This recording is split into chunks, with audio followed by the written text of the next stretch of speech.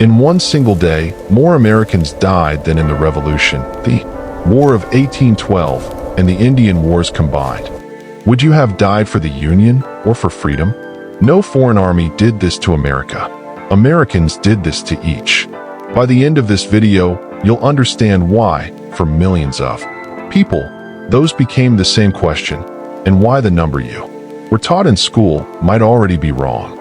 To understand how a country turned its guns on itself, we have to go back 30 years before the first shot to a piece of land nobody could agree on. Journey through time and uncover the events, people, and civilizations that shaped our world. Welcome to the Vault of History. For over a century, most people have accepted one number for how deadly this war really was, but historians have started to disagree, and the true count might be nearly 20% higher than what's in your textbook. We'll get to why. First, how did it start? The Civil War didn't start with a shot. It started with a map. By the 1850s, America was expanding fast, and every new territory forced the same explosive question: slave or free? In 1820, the Missouri Compromise tried to draw a line straight across the map, splitting future states between slave and free. It held for 30 years. Barely. Then in 1857, the Supreme Court's Dred Scott decision ruled that Black Americans, free or enslaved, could not be U.S. citizens, and that Congress had no power to ban slavery in the territories at all.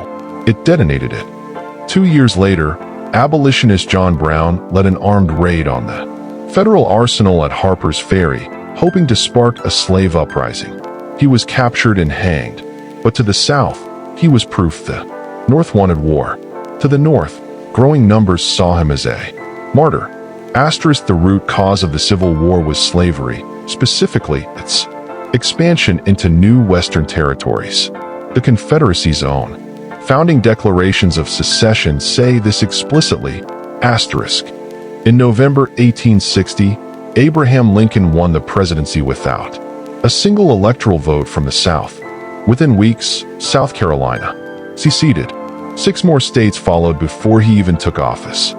On April 12, 1861, Confederate cannons opened fire on Fort Sumter. The war had begun. Both sides thought this would be over in 90 days. They were wrong by nearly 4 years, and the man who'd forced that number higher than anyone imagined hadn't even picked up a weapon yet. She was about to. The first real battle came just 3 months later at Bull Run in Virginia.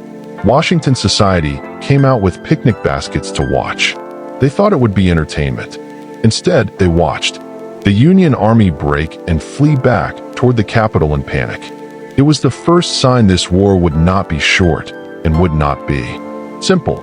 While generals scrambled to build real armies, others were fighting a different war entirely. Frederick Douglass, a man who had escaped slavery himself, relentlessly pushed Lincoln to turn this from a war to preserve the Union into a war to end slavery and to let black men fight for their own freedom. Harriet Tubman, already legendary for the Underground Railroad, was working for the Union as a nurse, scout, and spy in South Carolina. June 2, 1863, became the first woman in U.S. military history to lead an armed raid, freeing 756 enslaved people along the Combahee River in a single night, the largest woman-led liberation in U.S. history. Tubman freed hundreds in one night. But 3 months earlier, one single day had already decided the direction of the entire war, and it remains, to this day, the bloodiest day in American history. September 17, 1862, the Battle of Antietam. In a single day, an estimated 22,717 soldiers were killed, wounded, or went missing. To this day, it remains the bloodiest single day in American military history. Antietam was tactically a draw, but Union General George McClellan stopped Robert E. Lee's invasion of the North. That win gave Lincoln the political cover he needed for his next move. On January 1, 1863, Lincoln issued the Emancipation Proclamation. It declared enslaved people in Confederate states forever free.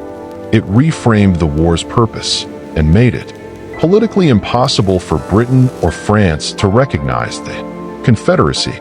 Meanwhile, in the West, Union general laid siege to Vicksburg, Mississippi.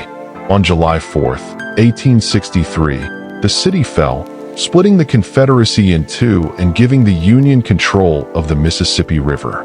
July 1st to 3rd, 1863, claimed over 50,000 casualties, ending S' final invasion of the North. Combined with the fall of Vicksburg, it shattered Confederate momentum. But victory would now require more than battles. It meant destroying the Confederacy's ability to keep fighting. In 1864, Lincoln handed command of all Union armies to Ulysses S. Grant, who understood a brutal math problem. The North had more men, more factories, more supply lines. So he waged a war of relentless attrition. At the same time, General William Tecumseh Sherman launched his infamous March to the Sea, burning rail lines into twisted metal locals called Sherman's neckties and torching crops across Georgia and the Carolinas. By early 1865, Richmond, the Confederate capital, had fallen. Lee's army was starving, surrounded, and out of options. On April 9, 1865, Robert E. Lee surrendered to Ulysses S. Grant at Appomattox Courthouse, Virginia. Grant's terms were strikingly generous. Confederate soldiers could keep their horses and go home without prosecution. The bloodiest war in American history was over. The guns had stopped. But 5 days later, the man who'd held the country together would be gone. And the hardest question of the entire war was only just beginning. 5 days after Lee's surrender, Lincoln was assassinated by John Wilkes Booth at Ford's Theater. He never saw what came next. Reconstruction, America's attempt to decide what freedom actually meant. Out of the war came 3 amendments that reshaped the Constitution forever. The Civil War ended in 1865, but did the divisions that caused it truly disappear? Here's the question historians still debate. Was this really one nation, indivisible? Or did America simply learn to hide its divisions better? History doesn't end when the battles stop. Its consequences continue through generations. What era should we uncover next? Share your answer in the comments, subscribe to Vault of History, and I'll see you in the next episode. History never ends, it only continues through time. Thank you for watching the Vault of History.